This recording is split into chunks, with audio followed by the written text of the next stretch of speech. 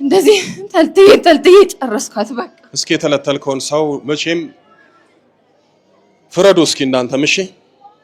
እህታችሁ ብትሆን አስቧት፣ የእናት አባታችሁ ልጅ ብትሆን አስቧት እስኪ እንዴት እንዳደረክ። አሁን የምታዩት ቦታ እየሰማችሁኝ ነው? ይሄ የምታዩት ቦታ ሆዷ ላይ ማህፀኗ ላይ ጡቷም ላይ እንደዚህ ነው። እስኪ አሳይ፣ ዙር ወደዚህ እስኪ አሳይ እኮ ነው የምልህ። ይታያችኋል? ሴቶች እስኪ ፍረዱ። ይኸው ተመልከቱ። ይሄ ሁሉ በምላጭ እየተለተላት የድንግልና ሽንደም ካላገኘው የሥጋ ሽንደም አላጣም እያለ እንደዚህ ነበር የሚተለትላት። ይሄ የሚታይ ቦታ ስለሆነ ነው ያሳየዋችሁ። ሙሉ ሰውነቷ እንደዛ ነው። ጡቷ እንደዚህ ነው፣ ሆዷ እንደዚህ ነው፣ ማህፀኗ እንደዚህ ነው፣ ከወገብ በታች ባቷ በሙሉ እስከታች ድረስ እንደዚህ ነው። ሽንቷን መሽናት እስኪያቅታት ድረስ ነው ማጽናን የተለተልኩት።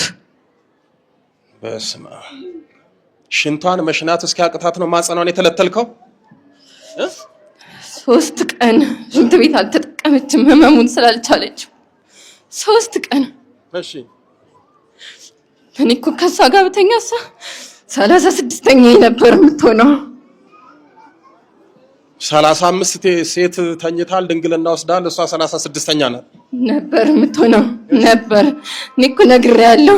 ሐሙስ የጸሎት ሐሙስ እንኳን እሷ ላይ ልኬ ስላቃተኝ የዛን ቀን እግር አጥቤ ቅዳሴን ትቼ ሄጄ ከልጄ ጋር ተኝቻለሁ። በዛን ቀን እግዚኦ መሐረነ ክርስቶስ ተኛለሁ ገናኛታለሁ፣ ድንግልና ወስዳለሁ። በቃ ስትቆራርጭም አይታወቅሽም? አንዳንዴ ይታወቀኛል፣ አንዳንዴ አይታወቀኝም።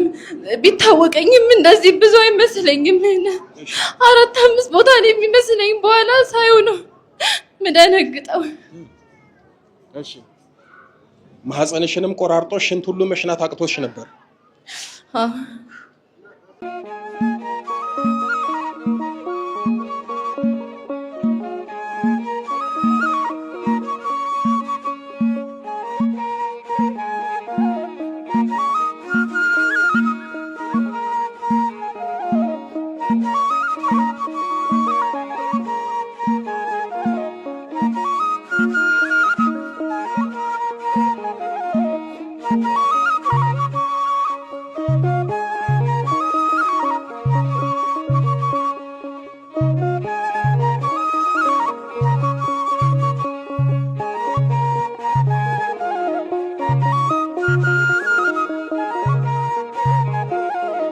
ሽፍንፍኑና አይበቃም? ይበቃሃል። አንተን እኮ ነው የማናገርህ። ይበቃኛል። እሺ ደፍተራው አቤት። በስርዓት አውራኝ። እንደዚህ አይደለም የምታወራው፣ በስርዓት አውራ። አቤት። እሺ ትሄዳለህ አትሄድም? የመጨረሻ ነው ዛሬ። እሄዳለሁ። እሺ ምን እያረካት ነው? የትኛውን ልንገር? ምን ያላደረኳት ነገር አለ? እኔ አውቃለሁ። ሰው ጉድን እንዲሰማ ነው። አሰቃየኋት በቃ። እሺ ቆራረጥኳት፣ አመላለስኳት። ቆራረጥካት? ምኗን ነው የቆራረጥከው? ያልቆራረጥኩት አካል የለም። ያልቆራረጥከው ነገር የለም? ምኗን ነው የቆራረጥከው? እግሯን። እሺ ሌላስ? እጇን። እሺ ሌላስ? ሆዷን። እሺ ጡቷን። እሺ ሁሉ ነገሯን። ሌላስ? ማህፀኗን። አዎ። ለምንድን ነው የምትቆራርጣት? ስለማትመጣ። የት ስለማትመጣ? እኔ ጋር ስለማትመጣ። አንተ ጋር ብትመጣ ምንድን ነው የምታረጋት?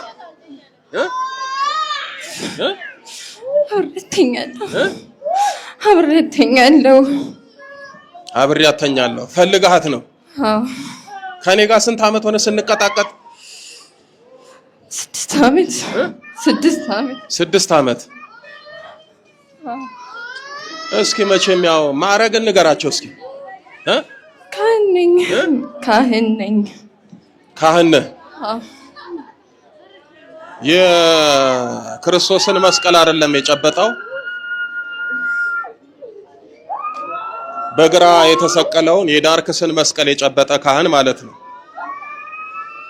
ዛሬም ድረስ አሉ በስመ ካህን መስለው ሆነው ለሕዝብ መፈታት ሳይሆን የመታሰር ምክንያት፣ ህይወታቸው የመስተካከል ሳይሆን የመበላሸት ምክንያት የሆኑ አሉ። እየሰማችሁኝ ነው? የስም ካህን ነው። እሷን የሚፈልገው ሊተኛት ነው። ድንግልናዋን ነው የሚፈልገው። እየሰማችሁ ነው? አሁን እንዲህ ሲሰማ ተረት ይመስላችኋል? ትላንትና ማታ ቴክስት አደረገችልኝ። መተት ታደረገባት። ዩኒቨርሲቲ ነው የምትማረው። ከዩኒቨርሲቲ ሄደች፣ ታክሲ ተሳፈረች፣ በሩ ጋር አንኳኳች። ከዛ በኋላ በሩ ጋር ስትደርስ ራሷን ሆነች። ቴክስት አድርጋልኛለች አይደል? እሺ፣ እቤት ድረስ ነበር የመጣችው? አዎ። እሺ፣ በር ላይ ስትደርስ ነው ራሷን ያወቀችው። ከዛስ ምን ሆነች? እንዴ ምን ሆኜ ነው ነው የመጣሁት ብላ እየሮጠች ስትሄድ እንዴ ሰው ምን ሆነሽ ነው የምትሮጪው ብሎ ሲያስቆማት በቃ ጥላቸው ሄዳ። በቃ ቆይ አንተ አያት እኮ ትሆናለህ እኮ እሷን እኮ ወልደህ ታደርሳለህ። አዎ። ለምንድን ነው የፈለግካት? እልህ ያዘኝ። የምን እልህ? እልህ ያዘኝ።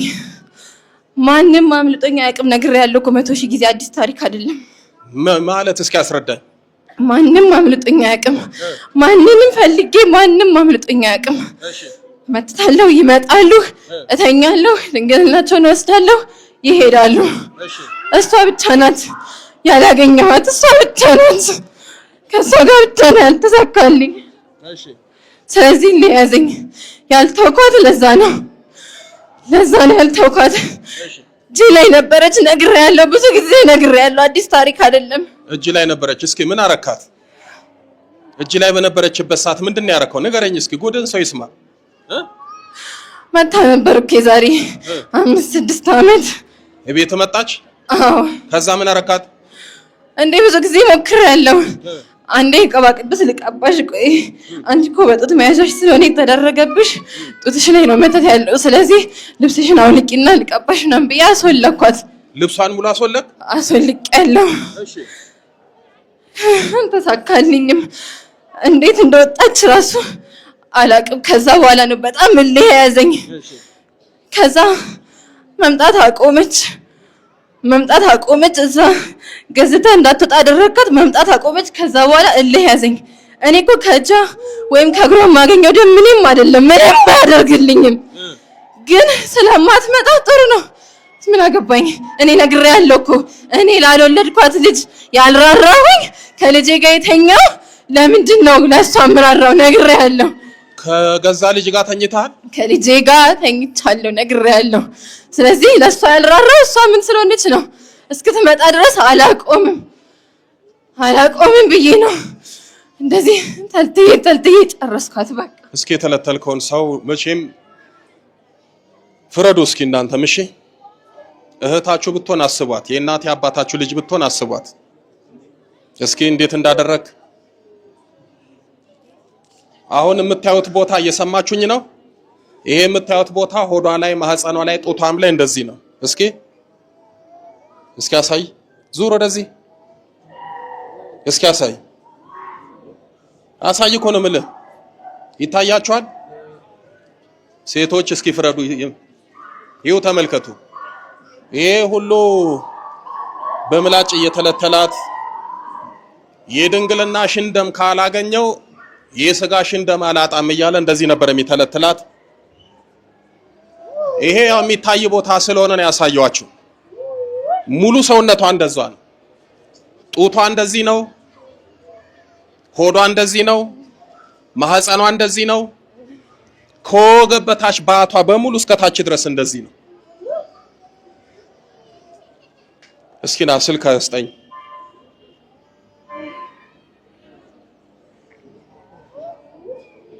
ለስሙ ካህን ነው። ከኔ ጋር ደግሞ እንተዋወቃለን። እየሰማችሁኝ ነው? እንተዋወቃለን። ለምን አስመለጥካት? ለምን ከእጄ ወሰድካት ነው።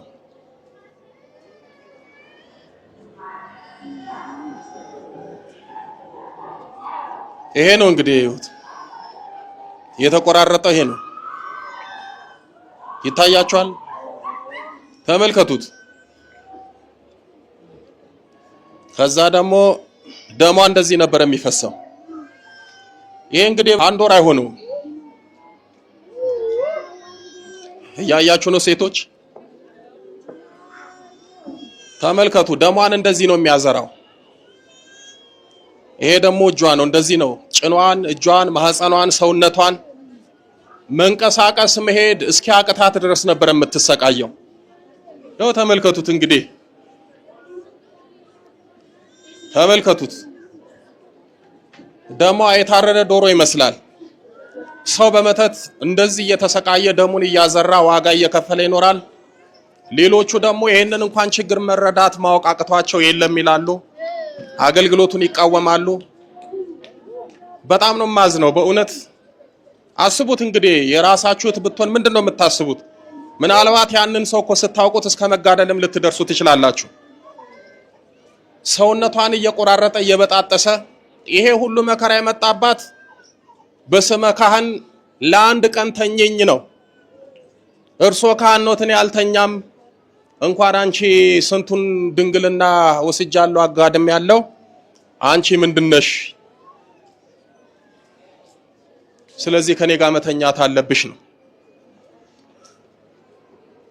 ምናልባት ዛሬ ይሄንን ሽኝት ስታዩ ቀላል ይመስላል። የ6 ዓመት ስቃይና መከራ የመጨረሻ ህይወት ነው። በጣም ያሳዝናል። የሚፈታው አሰረ። ድውያንን ፈውሱ፣ ሙታንን አንሱ፣ አጥምቆ አስተምሮ ብሎ ክህነት ሰጠን። እኛ ደግሞ ገልብጠን መጠቀም ጀመር። ሰውንን ለየትኛው ጊዜ ነው? እንኖራለን፣ እንሞታለን፣ ለፍርድ እሱ ፊት እንቀርባለን። እንደዚህ አይነት ግፎች ደግሞ ነገ በሰማይ የመከራ አክሊል ይሆኑናል። ሲኦል የምንገባበት ለዘላለም የምንሰቃይበት ምክንያት ይሆኑናል። እሷ ስለመጣች ነው። ዝም በል አንተ። እሷ ስለመጣች ነው። ያልመጡ እንደሷ በየጓዳው ቁጭ ብሎ የሚያነቡ የተጎዱ አሉ፣ ክብራቸውን ያጡ። አንድ ቪዲዮ ላይ ስናገር ሰምታችኋል። በዚህ አገልግሎት እኛ አገልግሎት ምንሰጥ ብቻ አይደለንም፣ የህዝቡም የብሶቱም የችግሩም የፈተናውም የመከራውም መተንፈሻ ነን። ስልካችን ተነስቶ ሄሎ ስንል ለቅሶ ነው የምንሰማው፣ እንባ ነው የምናየው፣ ሲቃ ነው የምንሰማው። እንዲህ ተደረኩ በካህናት መርጌቶች በተባሉት በራሳችን ሰው ይጎዳሉ፣ ያለቅሳሉ። ሃይማኖቱ በቀረብኝ ባያፍንጫ ያውጣ ይላሉ። አይዟችሁ ፈተና ነው ብለን ደግሞ እናረጋጋለን፣ መፍትሄውንም እንነግራለን። ታዲያ ከነዚህ ሰዎች ጋር እንዴት ነው ሰላም የምንሆነው? እሷ ኪዳነ ምሕረት መብርሃን ቅዱስ ሚካኤል ረድተዋት እንጂ ከሷ በፊት ብዙ አሉ። ደግሞ የሚገርማችሁ እኔም ማቃት ልጅ እየነበረች ያሳደግኳት ይሄው ሰው ተምራ ትልቅ ቦታ ትደርሳለች ብለን ለቀም አደረጋት። ገና 19 ዓመቷ ነው። የዚህ ሰው መጫወቻ ናት፣ የጭኑ ገረድ ናት። እንዴት ትምጣ እንዴት ትፈወስ? አፈዘዛት፣ አደነዘዛት፣ የራሱ አደረጋት። እቺ እንደምንም ብላ ፍልቅቅ ብላ ወጣች። አልመጣም ስትል ደግሞ ያው የላከ ይሙት መንፈስ ይቆራርጣታል። ስንት ጊዜ መሰላችሁ እኮ ከበሩ ጋር የምትመለሰው? ቀደም እንደሰማችሁት ሙሉ ልብሷን አውልቆ ሊተኛት ሊገናኛት ሲል ቅዱስ ሚካኤል አስጣላት፣ ልቧን መለሰ። ደንግጣ ከጭኑ መሃል ፍልቅቅ ብላ ወጣ መለጠች። እግዚኦ እኮ ነው የሚሰማው። እኔ በእውነት በዚህ አገልግሎት እንደው ተጎዳው ብዬ የማስበው በሷ ነው። ብዙ ታግለናል፣ የማያደርጋት ነገር የለም። ያሳዝናል። ብቻ እንግዲህ የመጨረሻው ዘመን አይደል ያለ ነው። ስንዴው ከገለባው ምርቱ ከግርዱ ተቀላቅሎ ያለበት ጊዜ ስለሆነ ራሳችሁን መርምሩ። ይሄንን ስላችሁ ደግሞ ካህናትን እንዳትጠራጠሩ። ጥሩ ካህናት አሉ፣ ቀንም ሌሊትም እያመሰገኑ እያገለገሉ ለእናንተ ስጋውና ደሙን እየፈተቱ በእውነት የሚያቀርቡ በጸሎት የሚራዱ በሚሊዮን የሚቆጠሩ ካህናት አሉ። ነገር ግን ከ12ቱ ሐዋርያት አንድ ይሁዳ ነበረ። ስለዚህ ከ12 ካህን አንድ በጥባጭ አንድ ችግር ፈጣሪ አይጠፋም ማለት እኮ ነው ባጭሩ። ስለዚህ ሬሾን ብትሰሩት ከብዙ ሺዎች መካከል ጥቂቶቹ አሉ። በጥቂቶቹ ደግሞ ብዙዎቹን አትፈትኑ፣ አትጠራጠሩ። ነገር ግን ምን ነው ክነቱ በቀረባቸው ደግሞ ምንላቸው ደግሞ ሰዎች አሉ። እንደዚህ እስከ ሞት እስከ ድንግልና ደግሞ የሚፈልጓሉ። ደግሞ እኮ ይገርማችኋል፣ እግዚአብሔር ይችልበታል። እየሰማችሁኝ ነው? እሷ ላይ እንደሚያደርገው ካህኑ እግዚአብሔር የፈረደበትን ፍርድ ልንገራችሁ። ሚስቱ ታረግዛለች፣ ይወለዳሉ፣ ክርስትና ሳይነሱ ይሞታሉ። ከዛ ሚስቱ ትወልዳለች፣ ወለደ ተብሎ ሚስቱ አራስ ትጠየቃለች፣ ክርስትና ሳይነሳ ይሞታል። እንዲሆኑ 6 ልጅ ሞተበት። ከዛ በመጨረሻ አንድ ሴት ወለደ። እሷንም መጫወቻ አደረጋት። እሷ የተወለደችው በአጋንንት በግብር ነው፣ በመዋረሻ ነው። 6 ዓመት ያሰቃያት ለራሱ ልጅ ስላላዘነ ነው። ወደዚህ እሺ፣ ሌላ ምንድነው የምታረገው? በቃ አስጨንቃታለሁ፣ አላስተኛትም፣ እንቅልፍ አትተኛም፣ እንቅልፍ አታውቅም። እሺ በቃ እሺ፣ ሌላስ? በቃ ሽንቷን መሽናት እስኪያቅታት ድረስ ነው ማጽናን የተለተልኩት። በስመ አብ። ሽንቷን መሽናት እስኪያቅታት ነው ማጽናን የተለተልከው? 3 ቀን ሽንት ቤት አልተጠቀመችም፣ ህመሙን ስላልቻለች 3 ቀን። እሺ እኔ እኮ ከሷ ጋር በተኛሳ 36ኛ ነበር የምትሆነው። 35 ሴት ተኝታል፣ ድንግልና ወስዳል። እሷ 36ኛ ናት ነበር የምትሆነው ነበር። እኔ እኮ ነግሬያለሁ። ሐሙስ የጸሎት ሐሙስ እንኳን እሷ ላይ ልኬ ስላቃተኝ የዛን ቀን እግር አጥቤ ቅዳሴን ትቼ ሄጄ ከልጄ ጋር ተኝቻለሁ። በዛን ቀን እግዚኦ መሐረነ ክርስቶስ ያሆኑ ማለት ነው።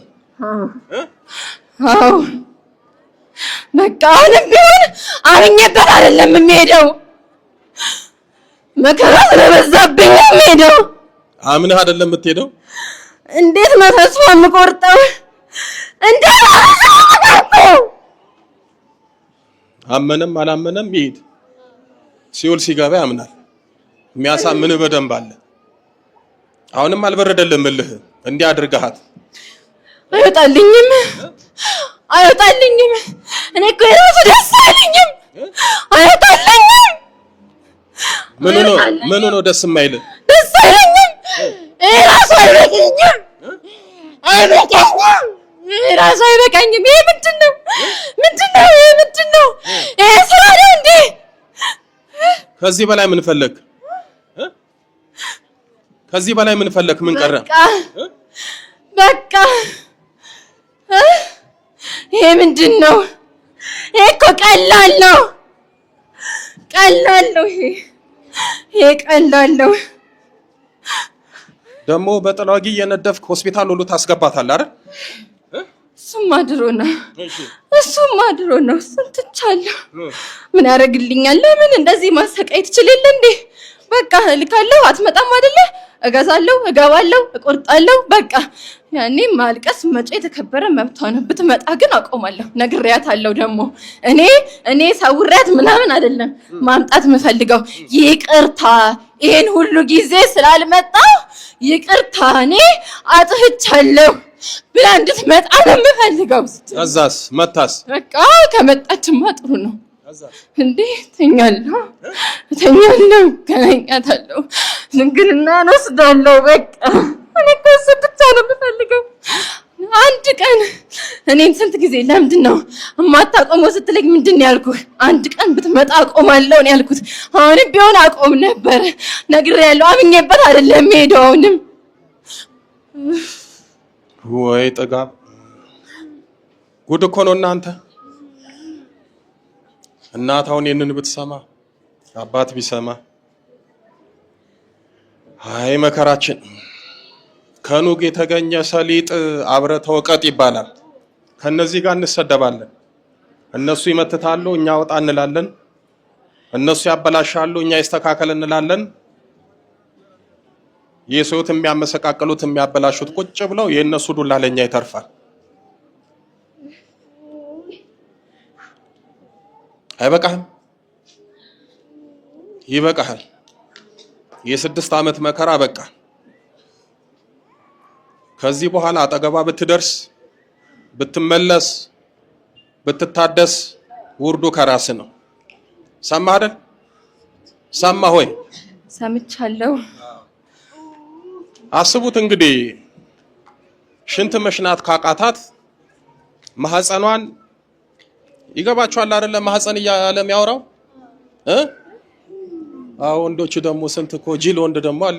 ማህፀን ሲባል ከውስጥ ያለው ልጅ የሚጸነስበት ብቻ የሚመስለው አለ። በሴቶች ቋንቋ ያው የሴት አንቀጸ ስጋ ማለት ነው። ደግሞ ደግሞ በቤተ ክርስቲያን ቋንቋ አንቀጸ ስጋዋን በጣጥሶት ተልትሎት። እስኪ ንገራቸው፣ በምን ነበር የምትበጣጥሰው? በምላጭ ነው። በምላጭ። እሺ፣ በምላጭ በየቦታው ነው የሚደብቀው። እሺ፣ በቃ ሲነሳብኝ ደስ ሲለኝ ሄጄ አቆራርጣታለሁ። ምንም አይመስለኝም። በቃ በሷ የተነሳ ደግሞ እኔንም ጠመድከኝ አይደል? አንተ ባትኖር እኮ ይሄኔ ጨርሼ ነበር። ዛሬ አይደለም የምጨርሰው፣ ያኔ ጨርሼ ነበር። አንተ ባትኖር ዞር በልልኝ አልኩ። እሷንም ዞር በል አልኩኝ፣ አትልም። እሺ፣ ከዛ እኔንም ጠመድከኝ።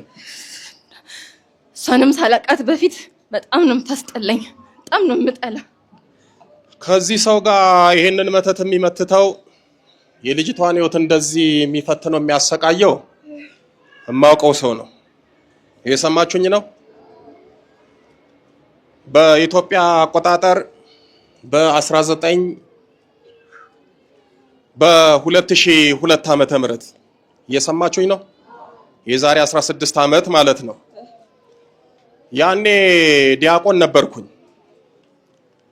እና ማታ እመቤታችን ጋር ሄጄ ጸሎተ ማርያም አድርሼ ስመለስ አንድ ሴት ነበረች። የሷ ደግሞ ነርስ ናት።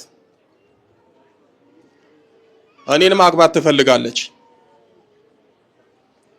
ለዚህ ሰው ታማክራለች።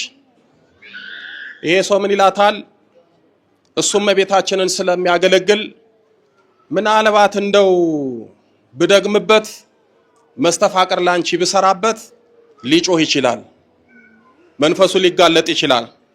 ነገር ግን ከቤተ ክርስቲያን ስለማይጠፋ እሱ ላይ ምደግምልሽ መስተፋቅር አይደለም መስተዋድድ ነው። መስተዋድድ አይጮህም፣ ያዋድዳል፣ ያፋቅራል። ይሄንን አረግልሻለሁ ብሎ ለሷ ይነግራታል። ይመካከራሉ። በ21 የእመቤታችን ቀን እኔ ተሳልሜ ስመጣ ከምሽቱ 2 ሰዓት ተኩል ነው። በምንተላለፍበት አንድ ከርቭ መንገድ አለች። እዛ ጋር ስደርስ ይሄው ካህን ምን ይላል?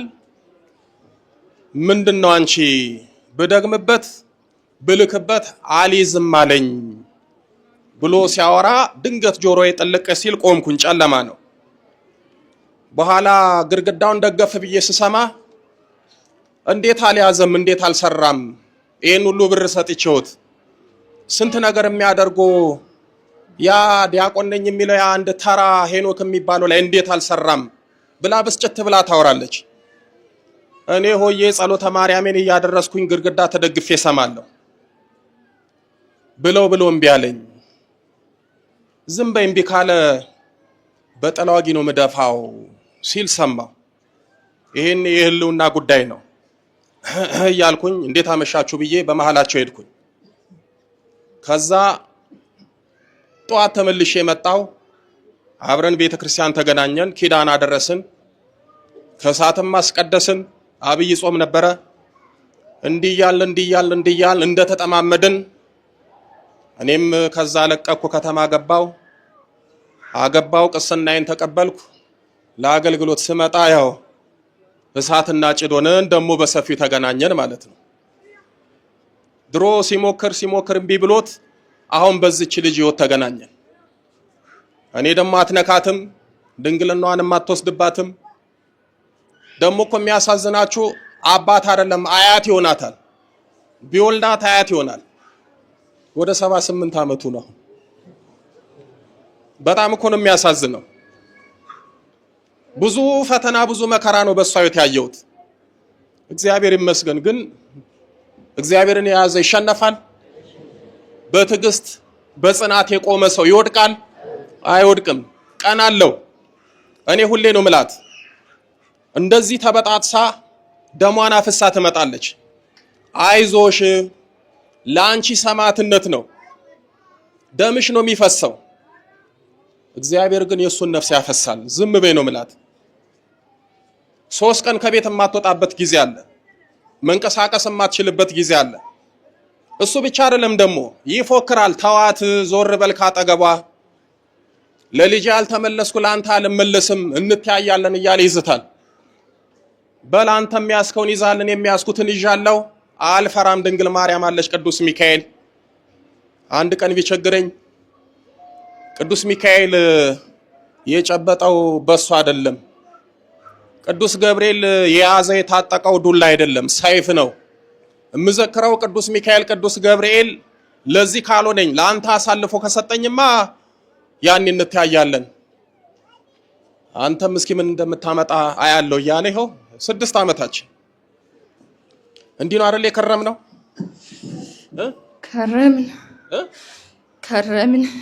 ከረምን። ዛሬ ደግሞ አልፈታልከኝ።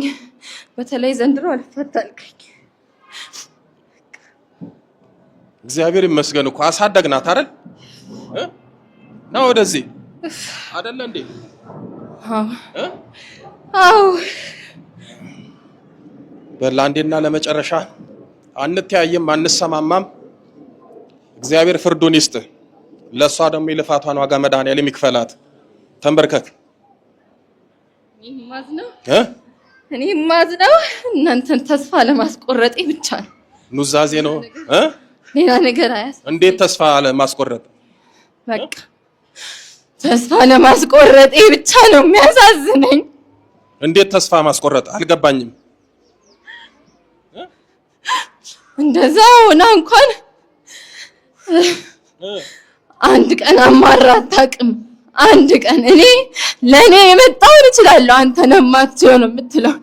አንተንም ተስፋ ለማስቆረጥ ያላረኩት የለም። እኔ ምንድን ያልኳት? እስኪ ብድግ በል። በሷ ተስፋ አልቆርጥም። ምን ናት ነው ያልኩት? ንገረኝ። ልጄ ናት። በቃ ሰው በልጁ ተስፋ ይቆርጣል? ትቆርጣላችሁ በልጃችሁ? እስከ መጨረሻው ቅታ ድረስ ምን ታረጋላችሁ? ትታገላላችሁ። ያው ድሉ የሷ ነው። እግዚአብሔርን አመስግኑላት። በልጥራ በስላሴ ስም፣ በኃያሉ በመድኃኔዓለም ስም፣ በወላዲት አምላክ በኪዳነ ምሕረት ስም፣ በምትዘክረው በምትወደው በሊቀ መላኩ በቅዱስ ሚካኤል ስም፣ በዘብሩ ዳኛ በቅዱስ ገብርኤል ስም፣ በቅዱስ ሩፋኤል ስም፣ በቅዱስ ኡራኤል ስም፣ በቅዱስ ኡራኤል ስም ለቅቅ ያለው ከሰውነቷ ወጥቻለሁ። ብመለስ ብታደስ የዘብሩ ዳኛ ቅዱስ ገብርኤል ይፍረድብኝ። የሚመጣውን ሁሉ እቀበላለሁ። በል 7 የጮህና አውጣ። ቶሎ በል። 1 ቀጥል፣ 2 ቀጥል፣ 3 ቀጥል፣ 4 ቀጥል፣ 5 6 ገንዘና ይር ሊቀ መላኩ ቅዱስ ሚካኤል በስላሴ ስም ሲኦል ያወርድክ።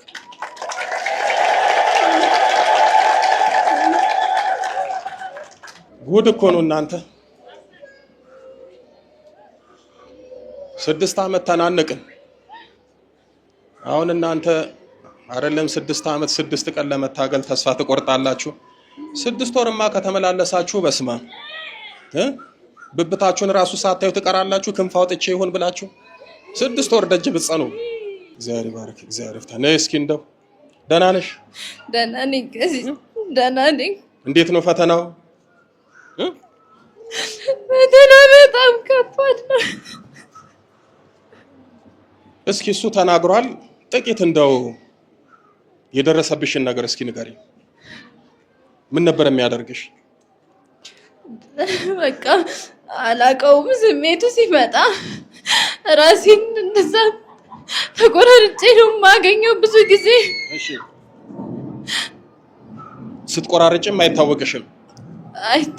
አንዳንዴ ይታወቀኛል፣ አንዳንዴ አይታወቀኝም። ቢታወቀኝም እንደዚህ ብዙ አይመስለኝም። 4-5 ቦታ ነው የሚመስለኝ። በኋላ ሳይው ነው ምደነግጠው። እሺ፣ ማህፀንሽንም ቆራርጦ ሽንት ሁሉ መሽናት አቅቶሽ ነበር? በጣም ከብዶኝ ነበር፣ በጣም ከብዶኝ ነበር። ትላንትና ቤቱ ሄደሽ ነበረ? እዛ በር ላይ ነው በቃ ራሴን ያገኘሁት። ራሱ ይሄው ደፍተራው ቄሱ በሩ ጋር? አዎ። እሺ። ከዛ እንዴት መጣሁኝ? ምን ሆኜ መጣሁ? እየሮጥኩ ሄድኩኝ። ከዚህ በፊትም ልብስሽን ሙሉ አስወልቆሽ ሊተኛሽ ነበር። እንዴት ነቃሽ? እኔ እንጃ በቃ እዛ ቦታ ላይ ራሴን አገኘዋለሁ። ደንግጬ እየሮጥኩ ሄዳለሁ። ማን ነበር የሚጠብቅሽ? እስኪ ሰውም እንዲሰማ። ሁሉም ልጆች። ከመላእክት የምትወጂው አለ አይደል? አሳልፎ ያልሰጠሽ? ቅዱስ ሚካኤል ምንድን ነበር የምታደርጊለት? ዘክራለሁ፣ ሻማ አበራለሁ፣ መልኩን እጸልያለሁ፣ ያው ዘምነዋለሁ። ድንግልናው ያልጠፋው ቄሱም ያላበላሸው ያልተኛት ሚስጥሩ ቅዱስ ሚካኤል ነው። መልኩን ትጸልያለች፣ በየወሩ ትዘክራለች። ቅዱስ ሚካኤል ነው የቆመላት። አሳልፎ አልሰጣትም፣ እጁ ላይ አልጣላትም። ግን እጁ ስትገባ ያስመልጣታል፣ በታምራት ያወጣታል። ታስታውሳላችሁ አይደለ? የአቡነ ተክለ ሃይማኖት አባት ጸጋ ዘአብ ሞቶሎኒ የሚባለው የዳሞቱ ንጉስ ከዛ መጥቶ ከተማውን ባጠፋበት ሰዓት አባታችን አቡነ ተክለ ሃይማኖት የተወለዱበትን ያንን ቦታ በሙሉ ሲያጠፋ መጨረሻ ጸጋ ዘአብ ወር በገባ በ12 ቅዱስ ሚካኤልን ይዘክራል። ድሆችን ሰብስቦ ያበላል፣ ያጠጣል። ለመላኩ ቆሞ ነው የሚውለው። እሱ ብቻ አይደለም የሚያገለግለውም ደግሞ ቅዱስ ሚካኤልን ነው። አዲስ አበባ ያለው የካ ሚካኤል የሚባለው የአቡነ ተክለ ሃይማኖት አባት ጸጋ ዘአብ ሲቀድስበት ስጋው ደግሞ ሲፈትትበት የነበረ ታቦት ነው። ከዛ እዚህ የገባው ሰማችሁ አይደል? የካው ንጉስ ይባላል አይደል? ስለት ይሰማል፣ ታምረኛ አይደል? አስቡት፣ የአቡነ ተክለ ሃይማኖት አባት ይቀድሱበት የነበረው ታቦት ነው። በኋላ ንጉሱ ደረሰበት፣ ወታደር ላከበት ሊያስገድለው። ወታደሩ ጦር ይዞ ጸጋ ዘአብን ያባረራል። ጸጋ ዘአብ ደግሞ ቅዱስ ሚካኤል ድረስልኝ አድነኝ እያለ ይጮሃል። ያ በፈረስ እየሰገረ ይመጣል። ጸጋ ዘአብ ደግሞ በእግር ይሮጣል። በኋላ ይሄ አዛብ ከሚገለኝ ሞቼ ብገላገል ይሻላል ብሎ ባህር ውስጥ ዘሎ ገባ። እዛም ሆኖ ቅዱስ ሚካኤል አድነኝ ሲል ምንም ዝም 3 ቀን ቆየ። ከ3 ቀን በኋላ ቅዱስ ሚካኤል ተገለጸለት። ጸጋ ዘአብ ምን አለ? ወዴት አለ የንጉስ ወታደር ባሳደደኝ መከራ ባበላኝ ሊገለኝ በፈለገ ሰዓት ለምንድን ያልታደከኝ አሁን እንዴት መጣ ሲለው ያን ጊዜ ባድን ታምር አይሆንም ነበር። ነገር ግን አሁን በዚህ በባህር ውስጥ በምትሞትበት ህይወት ሆኛለሁ። ይሄ ነው ድንቅ ታምር። 3 ቀን የጠበቅኩ እኔ ነኝ። አይዞ ብሎ ከባህር አወጣው። አንዳንድ ጊዜ አንወጣም የምንለው ህይወት ውስጥ እንገባለን። ያኔ ተስፋ ስንቆርጥ ማን ያድነናል? እግዚአብሔር መልአኩን ልኮ ያድነናል። እሷም ልክ እንደ ጸጋ ዘአብ ነበር የሆነችው። እጁ ገባች፣ ጭኑ መሃል ገባች። ቅዱስ ሚካኤል ያወጣታል፣ ያተርፋታል፣ ያስጥላታል። ለ6 ዓመት እግዚአብሔር ያሳያችሁ። ትላንት ራሱ ቤቱ ሄዳ ነበር እኮ። ትላንትና ህይወቷ ይበለሻሽ ነበር። ግን ቅዱስ ሚካኤል ነው የቆመላት። ላንቺ የደረሰ ቅዱስ ሚካኤል ለሁላችንም ይድረስልን።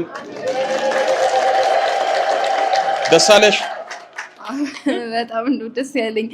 ብሶንም በጣም አመሰግናለሁ። እውነት እግዚአብሔር ያክብርልኝ። በጣም ነው የማመሰግነው። በጣም አመሰግናለሁ። እግዚአብሔር ይመስገን። ኪዳነ ምሕረትን አመስግኑ።